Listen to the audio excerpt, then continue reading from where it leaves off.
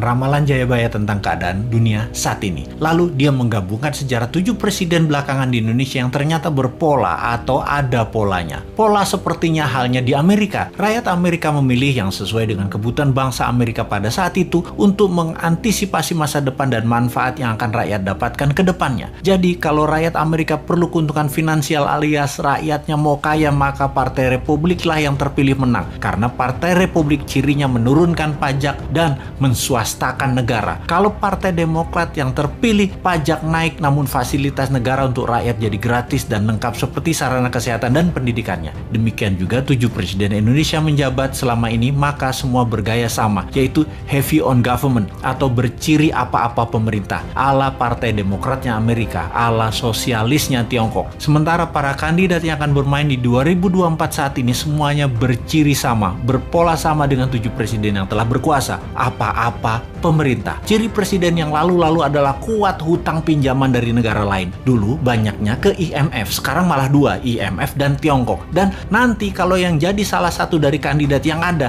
rasanya sama, berhutang juga. Hanya konsep bernegara MMT yang berani cetak duit berbasis proyek anak negeri. Proyek ini berbasis UKM. Kalau UKM mau maju, ya pilih model MMT. MMT itu pro swasta banget dan menurunkan pajak. Kalau lihat dari pajangan etalase, ya mereka kebanyakan memuja pilihannya tadi hanya orangnya, bukan konsep bernegaranya. Karena tidak satu pun punya konsep. Asli mereka yang mau jadi presiden saat ini punyanya satu, bagaimana jadi populer agar terpilih. Mek ngono tok ilmunya. Bener deh, bagaimana supaya Anda memilih mereka? Citra aja dibenerin, bukan konsep yang mereka jual. Kalau Bosman, citranya kan kampungan, provokator, komentarnya norak, kulitnya hitam. Jadi karena karakternya nggak bisa dijual, maka dia jual konsep. Itu pun norak. Mainstream ya tetap maunya ngutang asing. Yang anti hutang asing kecil banget, yang mendukung UKM malah nggak ada. Akhirnya UKM-nya senang ngutang juga kalau cari duit. Kapan berubahnya bangsa ini? Begitu kuat doktrin minjem itu di kepala semua pejabat sampai UKM-nya pun tidak ada alternatif lain. Ternyata Satrio Piningit atau kesatria yang dipingit itu keluar ketika ada goro-goro atau malapetaka dahsyat menghancurkan negara dan dunia. Saat ini virus corona dianggap goro-goro. Lalu ketika goro-goro terjadi, ada kesatria yang suaranya saja muncul, wajahnya dan penampilannya dipingit, tidak muncul, yaitu Bosman. Jadi kesatria yang dipingit tadi adalah kesatria yang terus-menerus memberikan arahan, solusi, dan sosoknya dipingit, diumpetin, yang penting pesannya tercapai. Lalu pola kepemimpinan nasional yang lengkap menjabat. Pak Karno itu Majapahit atau Jawa Timuran, Pak Harto itu Jawa Tengah atau Mataraman, Pak SBY itu Majapahit, Pak Jokowi itu Mataraman, dan Bosman itu Jawa Timuran Majapahit. Begitu pola penggantinya seharusnya. Abis Mataram ya Majapahit. Dan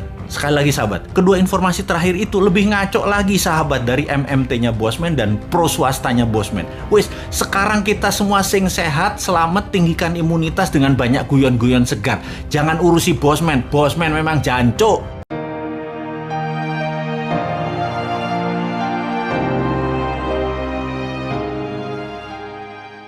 Ada sebuah video di mana saya dikirim linknya menceritakan ramalan Jayabaya tentang keadaan dunia saat ini. Lalu dia menggabungkan sejarah 7 presiden belakangan di Indonesia yang ternyata berpola atau ada polanya. Pola sepertinya halnya di Amerika. Rakyat Amerika memilih yang sesuai dengan kebutuhan bangsa Amerika pada saat itu untuk mengantisipasi masa depan dan manfaat yang akan rakyat dapatkan ke depannya. Jadi kalau rakyat Amerika perlu keuntungan finansial alias rakyatnya mau kaya, maka Partai Republik lah yang terpilih menang. Karena Partai Republik cirinya menurunkan pajak dan menswastakan negara. Kalau Partai Demokrat yang terpilih pajak naik namun fasilitas negara untuk rakyat jadi gratis dan lengkap seperti sarana kesehatan dan pendidikannya. Demikian juga 7 presiden Indonesia menjabat selama ini, maka semua bergaya sama, yaitu heavy on government atau berciri apa-apa pemerintah, ala Partai Demokratnya Amerika, ala sosialisnya Tiongkok. Sementara para kandidat yang akan bermain di 2024 saat ini semuanya berciri sama,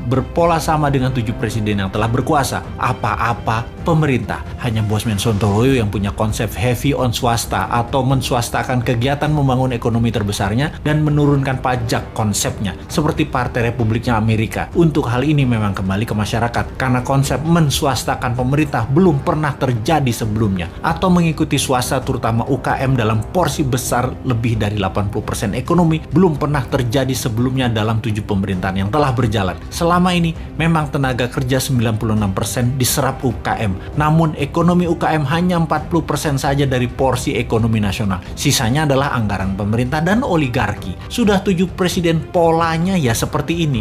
Belum pernah UKM naik kekuatannya menjadi menguasai ekonomi ke 80% atau naik 100% dari sekarang, atau 2 kali lipat kekuatan ekonomi saat ini yang bisa membuat GDP per kapita naik dari $4.000 menjadi $8.000 dalam sekejap. Sungguh, kalau mau UKM menang, juga pajak turun. Ya tidak pakai siapapun yang mencalonkan di 2024 yang saat ini ada di etalase calon presiden. Tapi entah bagaimana, bangsa Indonesia apakah mau berubah atau tetap, ya belum tahu juga. Apakah efek corona yang meluluh lantakan ekonomi saat ini dan mengambiarkan kesehatan masyarakat saat ini yang dikelola oleh pemerintah yang menjabat atau oleh masyarakat masih layak menjabat ke depannya di tahun 2024? Ya terserah rakyat. Jadi kita biarkan sampai 3 tahun ke depan aja. Kita lihat di tahun 2024 akankah memilih calon dari yang ada di etalase saat ini yang berciri sama dengan 7 presiden yang lalu, atau pilih calon-calon baru yang berciri baru bahkan beda seperti ala Sontoloyo misalnya. Tentunya bukan Bosman ya,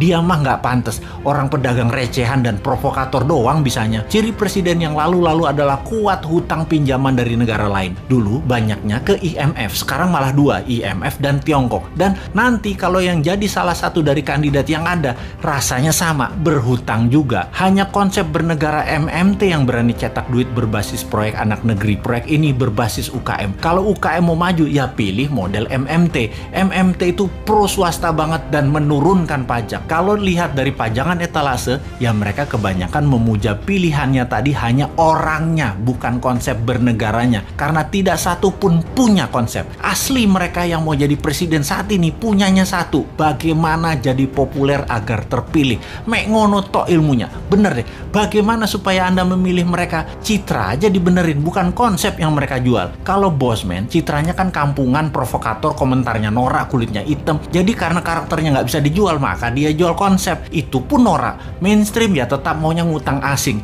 Yang anti hutang asing kecil banget, yang mendukung UKM malah nggak ada. Akhirnya UKM-nya senang ngutang juga kalau cari duit.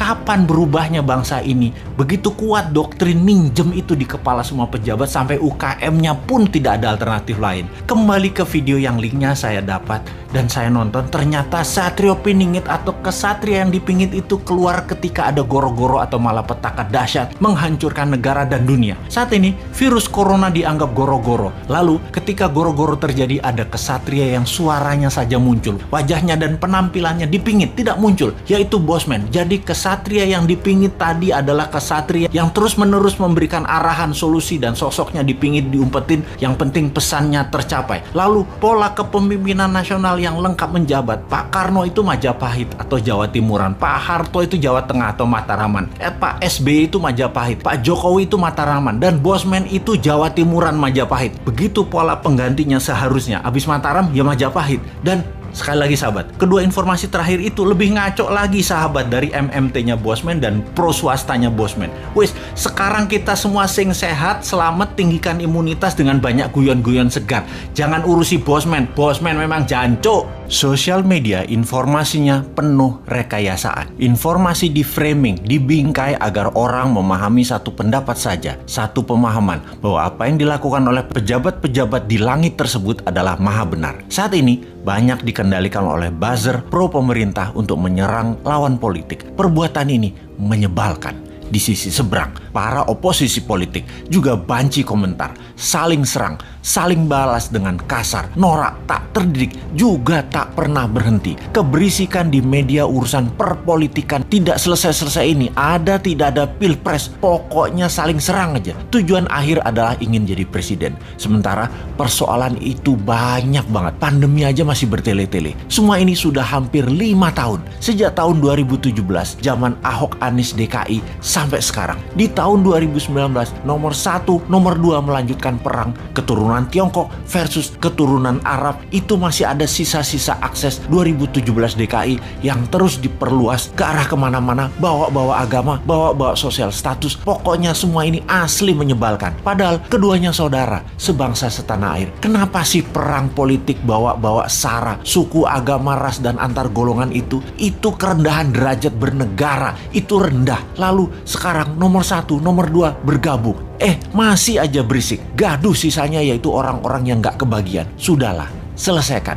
Janganlah lagi kalian bungkus bernarasi serangan lewat ayat. Janganlah dibungkus sok kebinekaan. Apapun itu, sudahi. Damai dan hentikan propaganda saling jelekkan sara tanpa solusi positif bernegara. Masih tersisa residu oposisi dan incumbent. Sahabat semua, komen ini bukan karena Bosman pro oposisi atau Bosman pro incumbent, tetapi karena ingin kalian pada damai. Setidaknya isi media jadi segar, tidak menakutkan dan tidak menyebalkan, saling jelek-jeleki, agar bisa kita menang melawan musuh bersama yang namanya COVID dan globalis. Dengan bersatu, kita berikan solusi-solusi, berikan alternatif-alternatif dan tindakan nyata. Sekarang ini yang bisa nasehatin seperti begini kayak yang peduli Indonesia damai itu hanya New Mind, yang memang maaf terkadang agak nyinyir New Mind ini terhadap incumbent dan oposisi. Namun New Mind selalu memberikan solusi. Cara nyeleneh dan sontoloyo dipilih dengan sengaja agar dapat perhatian banyak pihak. Usul kali ini adalah untuk menengahi dan menyudahi perang buzzer rupiah di dua sisi. New Mind sekali lagi memberikan solusi biar hemat anggaran, biar dialihkan buat korban pandemi. Untuk itu, kita berikan solusi. Solusinya begini, reshuffle kabinet segera, masukkan AHY jadi Menko, dan 1 orang PKS jadi menteri, dan beberapa orang yang dituduh kadrun jadi komisaris BUMN. Wis, pasti adem bernegaranya ke depannya. Dan untuk kali ini, jangan gengsi lagi wahai incumbent untuk menawari posisi tersebut, dan oposisi, jangan belagu lu. Terima aja tawaran tersebut, terus kerja bareng. Kalau kantong pada tebel, urusan domestik di rumah adem, pasti satu visi, menyelesaikan perang lawan COVID. Kita bisa kompak. Setelah selesai lawan COVID di 2024 dan kita memang harus urus negara ini ke depan, kita perang sehat, yaitu old mind lawan new mind. Kalau lawan COVID, old mind dan new mind harus kompak, satu kata, satu gerak, satu tindakan. Kalau nanti di tahun 2024, ya beda. Kita duel sehat, duel konsep, duel ilmu, duel visi, duel tim, duel bukti akademis, duel pemahaman geopolitik luar negeri, dan lain sebagainya. Yang itu semua untuk membuat Indonesia negara superpower. Ayo, wani ora ditantang new mind begini.